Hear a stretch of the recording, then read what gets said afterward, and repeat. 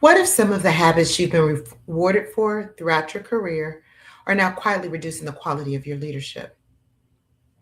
You're handling everything, being constantly available, making every important decision, and staying connected to everything happening across the organization. They can look like signs of executive capacity. But today, we're challenging three myths about cognitive load and examining what they could be costing your strategic clarity. Welcome back to the Executive Longevity Podcast, where we explore the intersection of leadership performance, cognitive capacity, resilience, and longevity. This month, we're examining cognitive load and strategic clarity. And today, we're moving into myth busting because sometimes the greatest obstacle to changing how we lead isn't a lack of information, it is an assumption we've never thought to question. Today, I'm breaking those down into three common myths. Myth number one: high performing executives should be able to handle everything, right?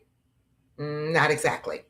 Myth number two: multitasking makes experienced leaders more productive. Hmm, does it? We'll see what the research says about that. And I have a personal story about multitasking, being the jack of all trades and the master of none. And myth number three: more information produces better strategic decisions.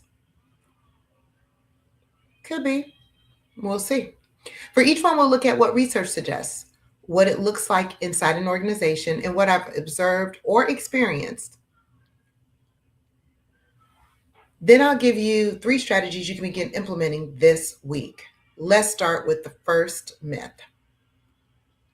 Myth number one: high performing executives should be able to handle everything.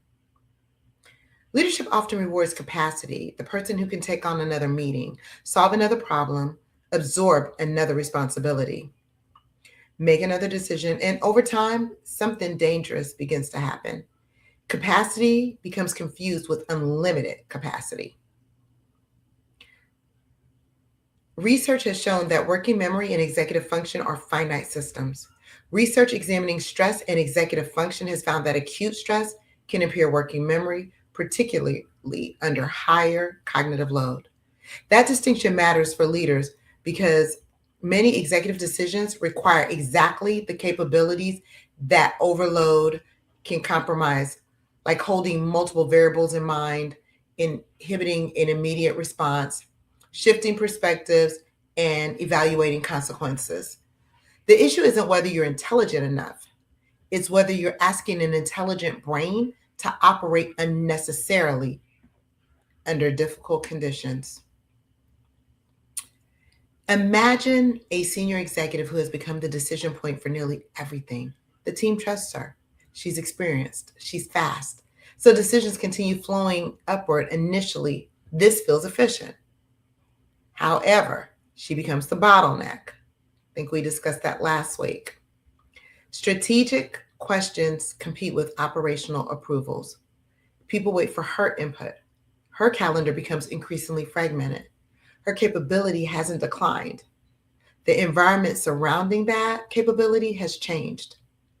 The leadership question becomes, what decisions actually require this executive's cognitive capacity? And that's something a lot of times we need to think about. Because you can handle it doesn't mean you should handle it. And I talked last week too about the importance of middle management and having systems in place so that you're not fielding every question, you're not making every decision, because as you become cognitively loaded, you lose strategic clarity. I'm going to talk about a period when I realized I was carrying way too many decisions, responsibilities, and unresolved issues. And not because I lacked responsibility, because I'm high performing all the time, type A, which I'm learning to be, lower A, big B, but because I hadn't yet decided what I needed to stop doing. Actually, I'm living this right now. As I've been building my business, I've been having competing financial responsibilities, personal responsibilities, and I'm also in school. So I have a lot of competing responsibilities. And I realized that, especially in my personal life, I was carrying too much, creating more decision fatigue and decision friction than I needed to. As usually the women in the household, we are the decision makers for the household. So a lot of times what people don't realize is when we leave our jobs and our organizations, we come home to our second unpaid job. And everybody's competing for our attention. Everybody's competing for us to do things. And a lot of times where we may have systems in place in a corporate environment, in a personal environment, that's not always the case. And sometimes you can't run your personal life like you do a business. So I had to start delegating some tasks and asking myself, what do I need to carry? Do I need to be doing all of these things around the house? No, the house is going to have to stay a little dirty. It may not be as pristine as I would like it, but I have to prioritize what's the important things.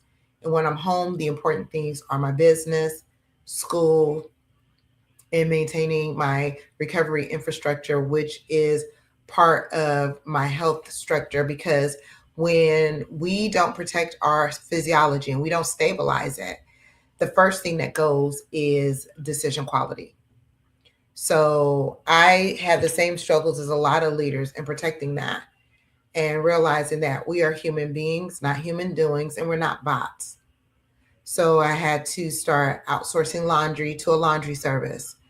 Um, Meal prepping, I've simplified my meal prep. Like I said before in earlier episodes, I started having a basic schedule. I don't have a lot of choices. Breakfast is usually the same thing every morning. I have a protein shake or protein pudding, boiled eggs, smoked salmon. Then lunch is some type of meat, some type of vegetable. That's it. I cannot overcomplicate it because I needed to have systems in place to simplify my life. And I'm in 8 quarters of a very challenging, busy season. So I needed to simplify that. And I had to start asking myself some serious questions. What can I really carry? The lesson for me and for you all is the executive capacity is not demonstrated by carrying everything. Is demonstrating by discerning what deserves to be carried. Where have you mistaken your obligation? Where have you mistaken your ability to handle more for an obligation to continue handling more?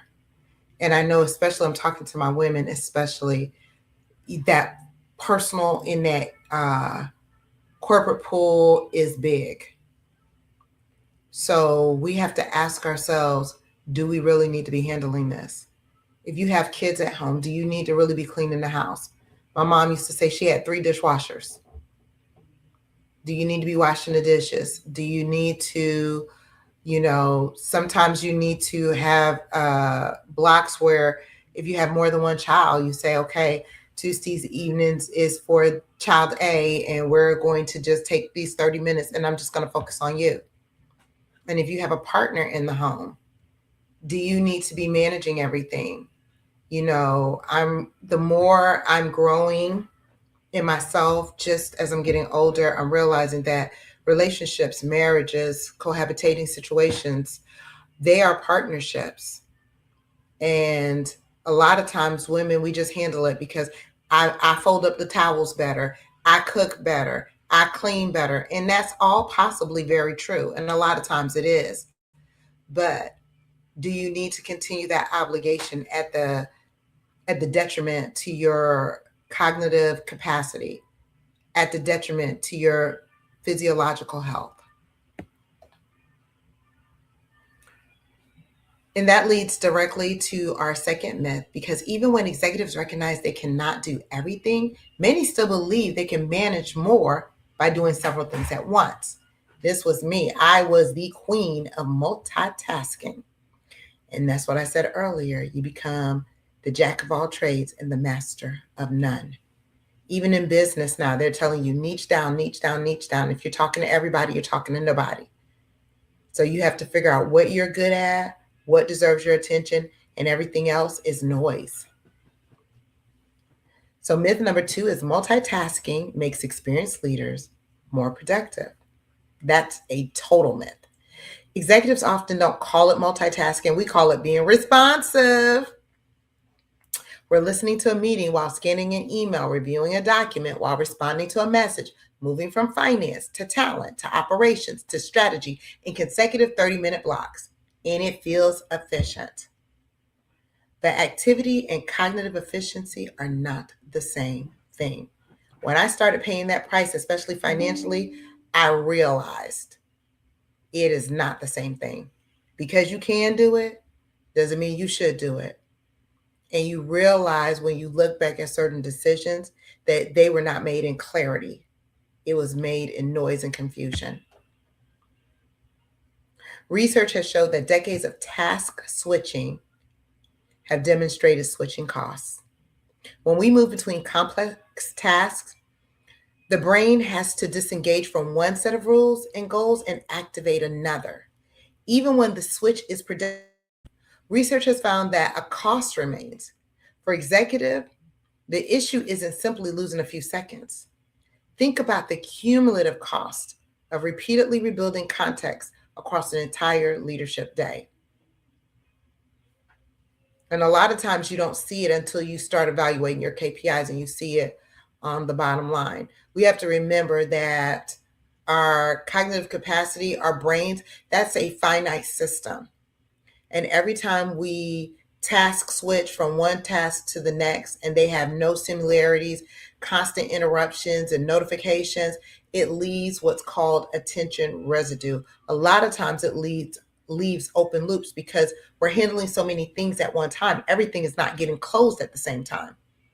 So your brain is a hunter. It's going back to maybe that message that you were responding to while you were listening to the Teams meeting.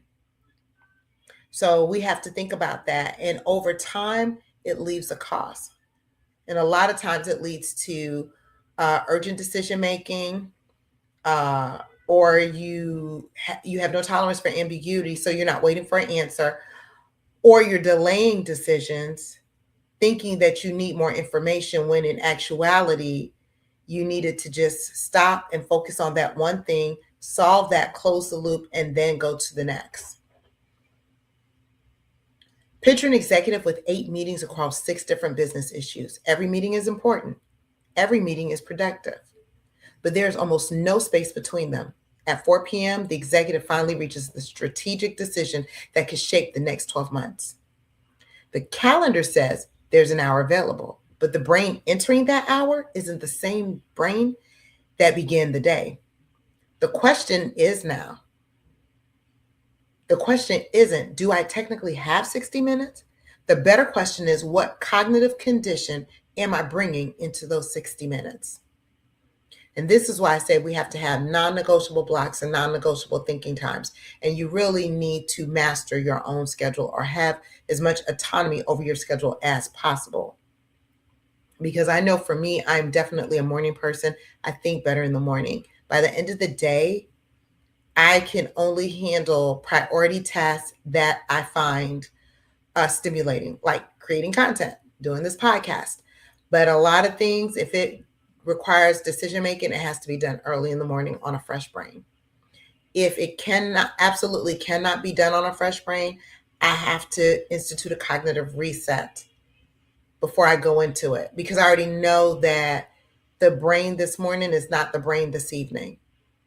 And those 60 minutes start to feel like 120 minutes.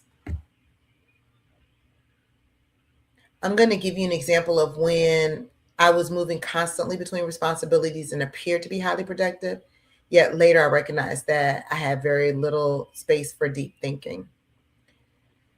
And this actually happened last week. Sunday's wrapping up. I work Monday through Friday. I had an assignment due. I do my lives on Sunday. I do a lot of my content creation on Sundays. And I'm in an emotional relationship transition that has been leaving me emotionally depleted. So I wanted to get to bed on time. So I'm trying to do homework trying to do a project, doing laundry, meal prepping, all at the same time. First time I did not get an A on a project. Luckily, I have room to make up a few things and to make that up. But had I just said, stop, no, I'm just going to focus on this project and that is it. If the laundry doesn't get done, I at least had something to wear for that next day. I just didn't have anything for all week. It would have had to do. If I had to, I have enough sandwich meat in there. I could have just packed a sandwich.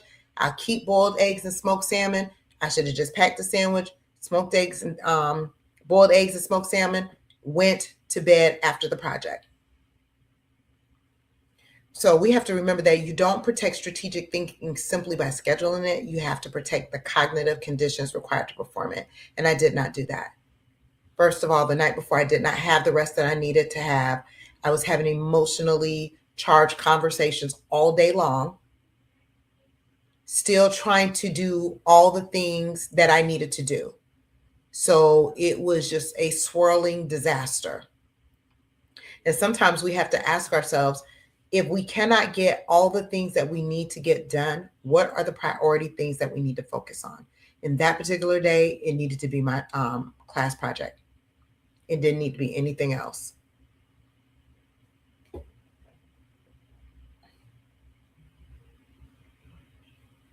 I want to ask a question. How much of your workday requires you to repeatedly rebuild your attention? I know just working right now, mostly primarily working in ambulatory surgery centers. And we are constantly, I mean, when it's a rapid turnover, so every patient desires something different. Even if it's the same procedure, there are individuals coming in with separate sets of health problems and separate sets of needs. So I am constantly rebuilding my attention all day long. Just task switching. And because of the job that I work, that's not always avoidable. So I make sure that when I come home, that I'm not task switching, that if I'm creating content, that's what I'm doing. And then if there's a holdover, or if I can't complete what I needed to complete, I shorten it. Okay, well, I can't do 5 videos today. So I'm going to do 2 and that's it. Then maybe on Thursday, I'll do another one. And that way I've closed the loop.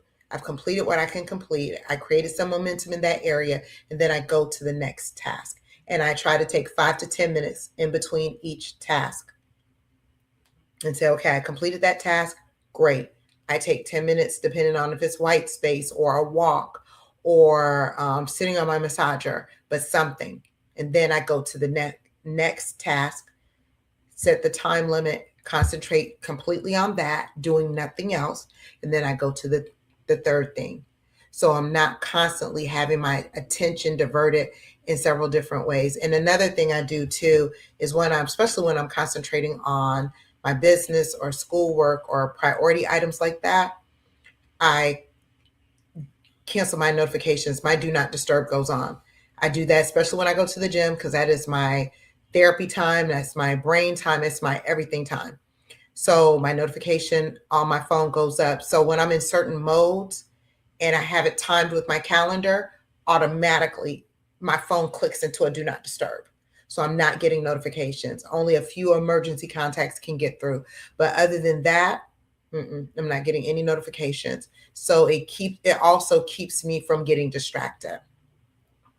So let's now challenge the third myth, because this one can be particularly seductive for intelligent, data-driven leaders. Myth number 3, more information leads to better strategic decisions. I used to think that too. I realized something, but we're going to talk about this first. Executives are trained to ask for information, more data, another analysis, one more report, another opinion, more certainty. And sometimes that is exactly what responsible leadership requires. So let me just put that out there. I'm not saying that that's wrong, especially working in healthcare. When we're working in the ICU, sometimes we need more data, we need more information. But information has diminishing returns. At some point, additional information can stop creating clarity and begin creating cognitive noise.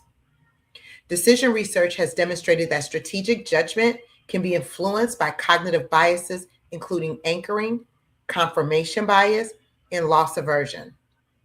More information doesn't automatically eliminate those biases. And under uncertainty, waiting for complete information may be impossible because the information needed to prove the right strategic direction sometimes only becomes obvious after the opportunity to act has passed. Strategic clarity therefore requires more than information acquisition. It requires disciplined interpretation. And that is something that, especially in healthcare, that we have seen a lot of the times, that we are asking for more information. And even when you're asking for second opinions, sometimes there's a confirmation bias. I just went through this recently with my truck. I took it to one dealership and they were telling me some things that was just outlandish. Now, I'm not a mechanic, but my daddy was. And from what they were telling me and telling me what was wrong with my truck, the truck should not have even been operational. So I was like, okay, thank you for the information. Then I went to get a second opinion from a whole different dealership in a whole nother city because I didn't want the confirmation bias. I didn't want to go to the same one in that same network. And they're like, oh, yeah, because they're probably dealing with a lot of customers, which leads to urgent decision making. But I have to be strategically clear on making sure that I am being a financial steward. So you're not just going to just be duping me out of a bunch of money for no good rationale. So once they explained and went through different codes and different diagnoses, I realized, okay, they gave me the better option. Still wasn't totally complete, but was complete enough for me to make an informed decision on what my next steps were. But sometimes we can get so inundated with decision until we think it's right that the time has passed. And now my truck probably would, if I kept getting a third decision and a fourth decision, because some of the codes weren't lining up with what they said needed to be done. So if I decided, okay, well, they're not giving me a complete picture either, and I'm going to go to 3, and I'm going to go to 4, and I'm going to go to 5, I will have to make a decision once the truck is not functioning. And now I'm in a situation where I got to just do something, pick something.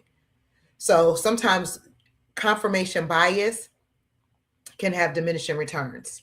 So I want you to consider a leadership team evaluating a strategic initiative. They request another forecast, then another scenario, then another market analysis. Every new report generates 3 more questions. The team appears rigorous, but eventually someone needs to ask, what information would actually change this decision? If the answer is nothing, additional analysis may no longer be reducing uncertainty. It may simply be postponing commitment. And a lot of times, that's what we do. And it could be subconscious.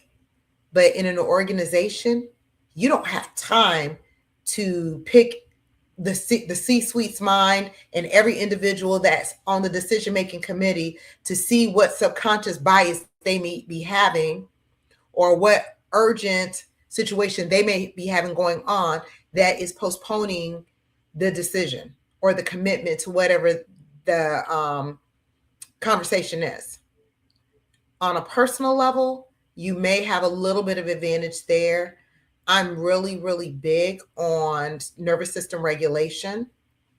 So sometimes when I notice that I am postponing a decision, I will stop and ask myself why. But in an organization, that might not be, everyone doesn't have time to do a deep dive into why they may feel that way. So sometimes we just have to come up with a decision and say, okay, does this move the needle forward? Okay, I think we have all the information we have now to make an informed decision and just go with that. And guess what? Most decisions aren't always final, so you can always pivot. So I just gave you an example of a time when I could have instituted continued information, but I knew that I needed to make a clear decision. Strategic clarity isn't knowing everything, it's knowing enough to identify what matters, what remains uncertain, and what decision needs to be made next. So let me ask you a question. Where are you gathering more information when what you actually need is a decision?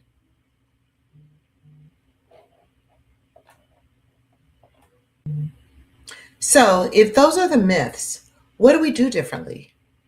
I want to leave you with 3 practical strategies for protecting cognitive capacity and improving strategic clarity. Strategy number 1, create a cognitive load inventory. For 1 week, stop measuring only how much work you have, measure what you're mentally carrying. Now, this is a brain change. This is a game changer. I've done this myself, and I still do it in the morning, especially now. Like I said, I'm going through a very emotional time in my relationship. And so I know that mentally I'm not carrying as much as I need to. I mean, I cannot carry as much as I need to. So that's a good question to ask yourself. Just don't measure how much work you have, because I was big for that. And checking off the calendar, measure what you're carrying emotionally. At the end of the day, identify what decisions are still open, what conversations are unresolved, what issues am I personally monitoring, what responsibilities can move elsewhere. Then ask, does this actually require my cognitive capacity? Because the goal isn't to simply reduce work. The goal is to allocate executive condition deliberately. One thing that I do find helpful that I've been doing a lot lately, because my mind has just been swirling. In order to quiet my thoughts, I have 10-minute dump containers. Now, I normally do it in the morning and at night before I go to bed, but sometimes in the middle of the day, I need that, and I will stop and just get my feelings out. Okay. And I tell myself, okay, self, we're gonna give ourselves 5 to 10 minutes to dump all these emotions out on paper. And after that, we're done. And then I look at my schedule at night before I go to bed for the next day. And if it's something that is a nice to do, but it's not a priority, there's not a timeline or a deadline on it that's immediate, then I may push it back. Especially in this season right now, I'm giving myself a lot of self-care and a lot of grace. So I'm not packing my schedule any more than it's already packed. Strategy number 2 is protect decision quality windows. Like I said, I think better in the morning. So I try to, especially when I'm not having to go into work, I schedule my strategy things in the morning when my brain is fresh, right after my first cognitive reset. You want to look at your calendar and identify the decisions requiring your highest quality thinking. Then stop treating those decisions like ordinary calendar items. Protect the conditions around them. Where possible, avoid placing your most consequential strategic thinking immediately after several unrelated, cognitively demanding meetings. Create transition space. Reduce unnecessary switching. Separate information gathering from final decision making when appropriate. If there's a decision to be made, the conversations around that, the discussions, the information gathering needs to be done days before that. And then have just a day to discuss what the final decision or the final outcome should look like. What are the next steps? And how is this decision moving the needle forward, instead of trying to rush and make these decisions all in the same day. Your most valuable decisions deserve more than leftover attention. And strategy number 3, establish a clarity threshold. Before requesting another report, meeting, analysis, or opinion, ask, what information do I still need? Because if you don't need any more information, you're just delaying. After you ask yourself that, ask, and how would it change my decision? If additional information isn't going to change your decision or move the needle forward or cause a pivot, it's not necessary. If you cannot answer that question, more information may not create more clarity. Define what enough looks like before you begin collecting additional inputs. That gives your thinking a stopping rule because strategic clarity doesn't require perfect certainty. It requires sufficient clarity to make the next responsible decision. Before we close, here's a question I want you to carry into this week. What would become clearer if you stopped asking your brain to carry everything?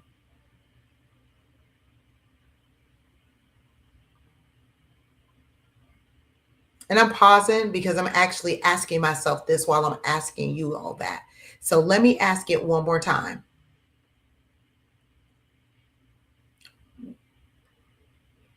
What would become clearer if you stopped asking your brain to carry everything?